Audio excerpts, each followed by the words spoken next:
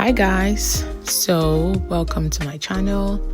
As you all know, I don't know if some of you know actually, but we did embark on a trip for our summer holidays as a family this year in late July, end of August, and we went to Lanzarote.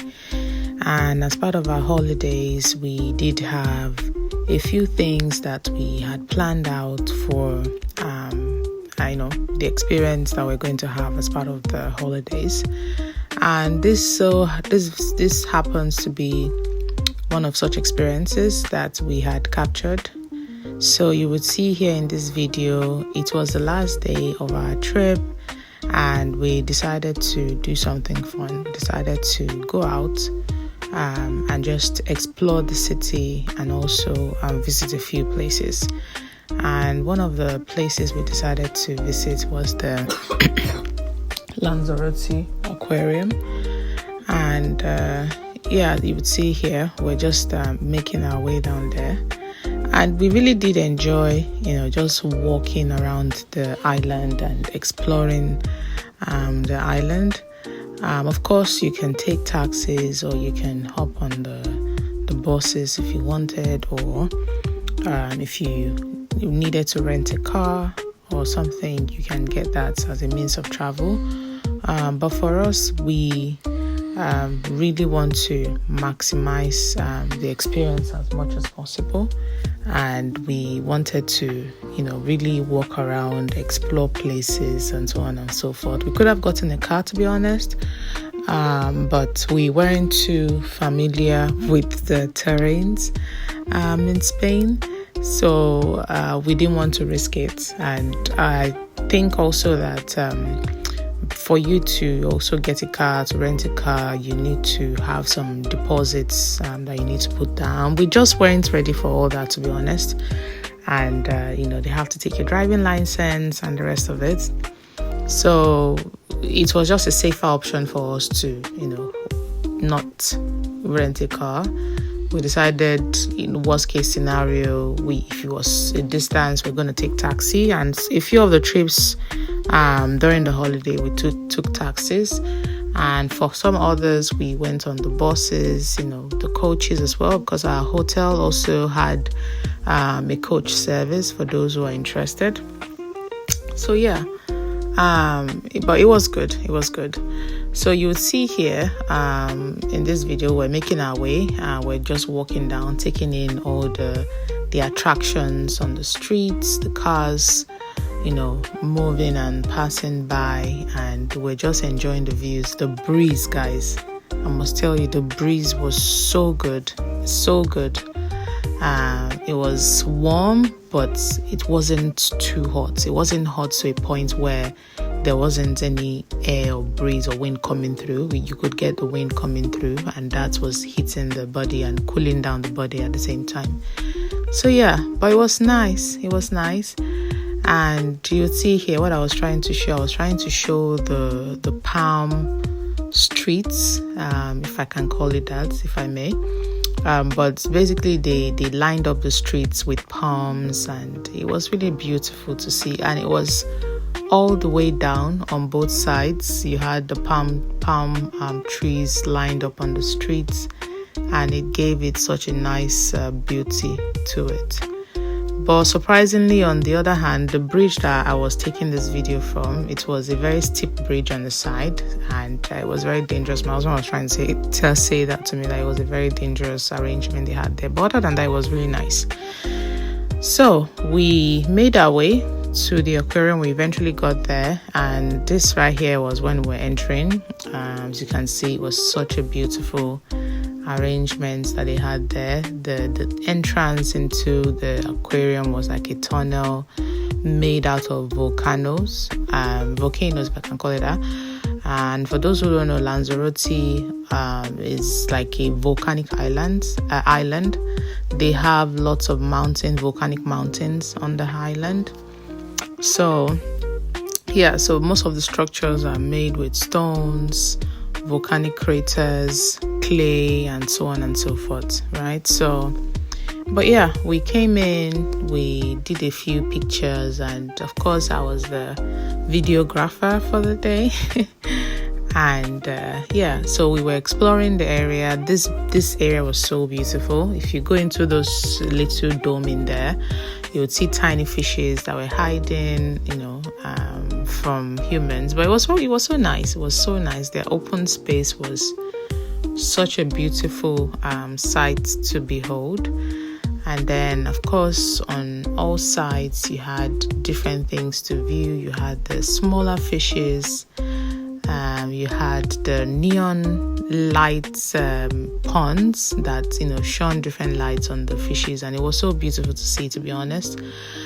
And here I think we had this fish that was so smart. I had no idea, marine animals are very clever, And there was a trick here, and I think at some point I'm going to show that, where if you place something on the glass and you trace your hand on the screen, the fish will follow your hands. And it was so nice. It was very nice. Here we had the little fishes, and they had them in different colors. They had in blue, they had in yellow, they had in brown, and some other fishes that were camouflaging. So it was really nice to see that.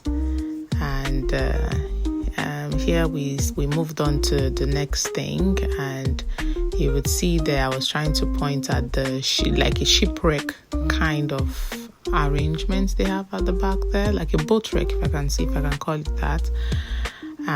But it was a good place for people to sit down and relax and take pictures as well. And here I was looking at the medium-sized fishes, and they had different colors. They had the ones that were striped. In fact, I was calling one of it Nemo, and my kids were like, no, it's not Nemo, but it does have the same color, the fins and all that, but a bit whitish. Here we had some eels and also stingrays that were, there was a very big stingray in that pond. Would I call it pond? I don't know what to call it, but there was a very big stingray in there, and it was black. It was very big, and that's what the kids were trying to view there. There was a stingray, and there was another type of shark as well in there, but it was really very big. I think it was lunchtime as well, so they said once they have their lunch, they go straight to sleep. I had no idea fishes go to sleep. So, but yeah, it was really nice. So this is the demonstration I was showing you the other time. What my daughter was trying to do there was get the fish to follow our movement, and that's what I did here. You can see as I moved my hands down, the fish was coming down, and I moved it up, it was going up and just following the trace. I think at some point the fish got bored and just got tired of my hands moving all over the place. Yeah, but it was nice. They are so clever, so clever. Yeah. So here again, adjusting my camera for the next view that we had. These ones were actually coming up for humans to touch, but there was a restriction bar in there preventing us from dipping our hands, but according to them, it was going to be dangerous for us to have our hands in there, so they blocked it off, preventing us from touching it. But yeah, it's still the same pond there. And yeah, I was just taking in all the surrounding areas, the beauty of it. And behind me there, you would see a pool there, open pool for the fishes. For this one, I don't know if it was the glass, but it was so like say cartoonish. No, not cartoonish. No, it wasn't. But the glass screen that was put in there made everything, was like a magnifying glass. And that fish was really long. I don't know if it was the glass that made it bigger, but the fish was really long, So, but yeah, I finished from there, and then we came here where we had this there was a presenter now. She was the facilitator. So she was talking us through the history of the fishes. You believe some of the fishes there, they're like 15 years. One of the ones she was describing, the one at the bottom there, I think was 3 years old. The shark at the bottom there was 3 years. But there was another that was a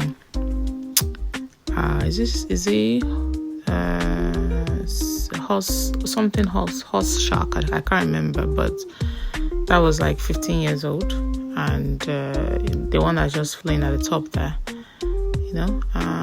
but yeah, so they all stay in the same habitats, I mean, as far as the aquarium goes anyway, but they were living in the same space. And at this time, we were really just waiting for lunchtime, and they had explained to us that they were going to have someone dive in and come in to feed the sharks and the stingray. That's a stingray, by the way. Very smart and clever stingray. But yeah, so at this point, we were just waiting for them to come in and feed the sharks. So they started off by feeding the smaller fishes first. And this one was really curious, just coming close to the glasses. When my son even went close to the glass, it was just there hanging around. It was really nice to see, really, really nice. And there was a point where it was fighting for food. It was interesting to see. So at the bottom there, you can see the gills and their mouth and what they use in breathing. But their eyes is at the top of their head. Their eyes at the top of their head, and their mouth and the nose just beneath their bodies. So that was also something interesting I didn't know before. I used to think they breathe through the front of their, would I say face? But no, they breathe from under, and their mouth, obviously their feeding is also from under. And then at the top is where they have their eyes. So here again is another. That was a bigger stingray. It took a while for that to come out, but it was very big. So that's also came, and of course you have the smaller ones at the bottom, and you have the other fishes at the top. Those ones were really brutal. Once the food came in, they were fighting for food, literally. So here you have the diver. He had gone into the water at this point, so he started off by feeding the smaller fishes. So as you can see here, I think we're still feeding the smaller fishes, and then he moved on to feeding of the stingrays. I think the stingrays were next, and finally it was the sharks. So here he was feeding the stingrays, the big one. In fact, funny enough, the big one, as soon as it's finished eating, or when they fed the big stingray, that was the last we saw of it. It just went back inside, and apparently he went straight to sleep. He went straight to sleep, the big stingray. And you see here the guy was being careful as well, so he didn't get stung by a stingray. But he was being careful, extra careful with the feeding. At this point, my boy wanted to have a clearer view, so he went closer. He wanted to see more. But here, I think they were done with the feeding of the stingray. There was the other fish that I can't really remember the name, but it was a very big fish also. And you will notice anytime he brought out the food for the stingray, the smaller fishes will come as well to try to eat from there, even though they already had theirs. It was very funny. I think for that day it was sea bass that they said it was the white fish that they were feeding them on the day. But they mentioned they feed them 3 times a week, which, to be honest, I feel like they could benefit from feeding them more often. But then again, what do I know about feeding of fishes? But they feed them 3 times a week, and yeah, they give them a variety of fishes as well. For that day was sea bass, but for other days they have tuna that they feed to them. And to the left there, you can see the other fish. I think she named them. I can't remember whether if it was Cleopatra or something. But that fish really loved humans. So she, according to the facilitator, that particular fish likes humans, likes to come around humans, play with humans, and you see, she came back again. She likes being petted as well. So whilst the rest were eating, she wasn't even bothered. She just wanted to play with the humans and have fun. So at this point, the feeding for the small fishes and the stingrays, I think the diver had wrapped it up, but there were still a few things he was giving to them. From here, I think he moved on to the feeding of the sharks. And the smaller fishes, still again, they wouldn't let the shark have their meal. So I don't know if it's the horse shark, they call it, the one at the top. I don't know if you can see it at the top there. But there was also the grey shark. To be honest, that shark struggled to eat because the smaller ones were just in the way throughout, and they were fighting for food. Small fishes were brutal. They were fighting for food. At this point, I had to, zoom in on one of them. They were battling. You can see. I don't know if you can see. I'll zoom in later, but it was so fun to watch. Seeing them, rip the food apart and trying to battle who takes the food first. And this other one with the long mouth was really struggling to get food to eat. He was really struggling to get that food in. And the smaller ones just came and stole the food away. It was so funny. I had to zoom in. It was very funny. Stole the food away. And then there they were. Look at them fighting for it. See? The first time I was seeing fish, they just left the big one. The food belonged to the bigger fish, but they just took it away and see them fighting. That's the other one that likes to, stay with humans. See how well she blended with the wall. I think the commentator was saying that she has the ability to change colors, to blend into our environment. So yeah. That was good. I didn't capture the videoing of the shark feeding because I missed that. I was so engrossed in it that I forgot to video it. But at this point, the feeding time was over, and we were exploring the other parts of the pool. This was the neon light pond. You would see the neon colored fishes. It was, due to the lights. I don't think those fishes are colored that way, but I might be wrong. But there was a neon lights in there, and they were going through those areas. We were going through those areas, and here there was a tunnel behind the sharks. This is like the sharks enclosure as well. There was a tunnel on the other side, so this was just me trying to capture the full view, 360 view. On the other end of it, you have to come through a tunnel, and the sharks will be swimming above the tunnel. So here was just me really trying to capture the most of it. I've forgotten what these are called. I don't know if they are called coral something. I can't remember. But they were so cute. They will enter into the ground and come out of the ground. Can't remember what their names are. If you can remember, if you know the name, just let me know. But it was so nice to picture them and to video them. And here was where you had the sea anemones, and you can see that small fish there. I can't remember the name as well, but I do remember this one. These are the seahorses.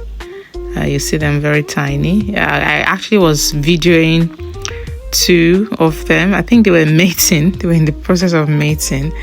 I did try to capture. I'm not sure if I did a good job anyway capturing that, but it was nice to see. Yeah, there they are. Those 2. I think they were mating.